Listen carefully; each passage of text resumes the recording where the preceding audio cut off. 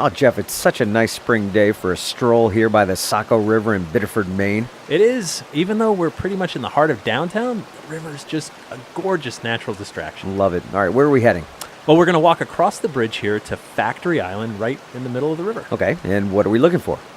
Well, they say this river is cursed, and it's now home to a monster.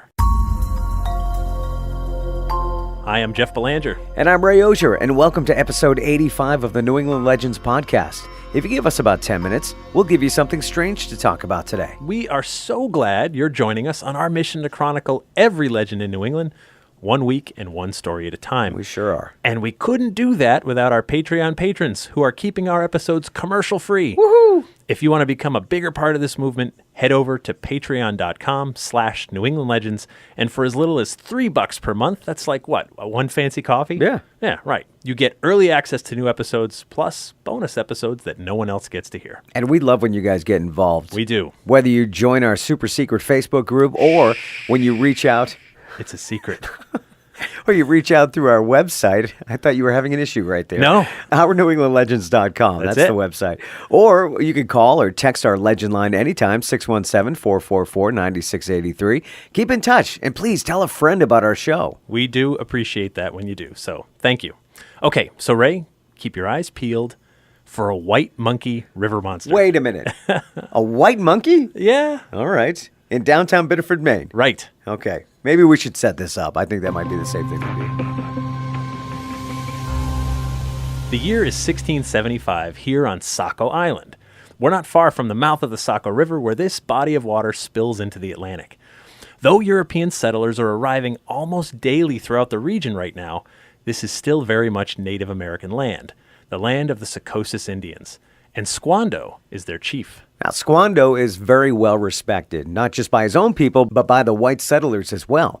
He's peaceful towards new people, he's kind, and he's fair. But as people know, it's easy to be those things when you're a powerful sorcerer. It's a side few get to see. It's a side few want to see, really. Yeah, I can imagine. So there's been nearly 50 years of peace between the Sokokis and the colonists. But that's about to change during the summer of 1675. So one day, 3 sailors from an English ship anchored at the mouth of the Saco River drop a rowboat into the water and head up the river to explore the land. Now, they've been cooped up on their ship for a long time, so they're restless. Yeah, I bet. They row about 4 miles to an island where they find a group of Sokokis at their summer retreat. That's when they row up to a canoe where they see a pregnant Sokokis Indian woman floating along with her infant son. These English sailors are up to no good. Maybe they've been passing around the grog, or maybe they're just jerks. Either way, they decide to test out a legend. Stories had gone around Europe that Native American babies were born knowing how to swim. So these 3 sailors decide they're going to try it out on the unsuspecting mother in the canoe. They pull up close. The mother's nervous. Then one of the sailors jumps into her canoe, grabs the infant, and tosses him into the river. Oh, that's awful. The 3 British sailors are having a good laugh, but the baby never comes up to the surface. And now his mother dives into the river to save her drowning son. She's frantic and can't find him. In her desperate attempts to save her baby, the mother also drowns. Oh. And those 3 sailors, they row as fast as they can back to their ship in the harbor. I can't believe these sailors would be so cruel. You know, Ray, someone once told me that as soon as you think of another group of people as something less than yourself, there's really no limit to how poorly you can treat them. Wow. But there's something important here that these 3 British sailors don't know. What's that? The woman who drowned trying to save her baby, that was Chief Squando's wife. The baby was his child. Chief Squando is devastated when he hears the news of what happened. He goes into a deep mourning for 3 days, but then he emerges and walks with dark purpose to the banks of the Saco River. First, Chief Squando commands his people to attack the white settlements along the Saco River. You need to remember that the King Philip's War between the Native Americans and the colonists was just beginning south of here. Right. Tensions are already really high. And now, things just got worse. It's like this event set off a powder keg up here in the north. What Chief Squando does next, though, will cement his place in New England lore forever. The chief steps to the banks of the Saco River, and he casts a powerful spell. From the bowels of the water, he summons a demon creature. He curses the river, vowing that the river will take the lives of 3 white men every year as vengeance on the lives taken from him.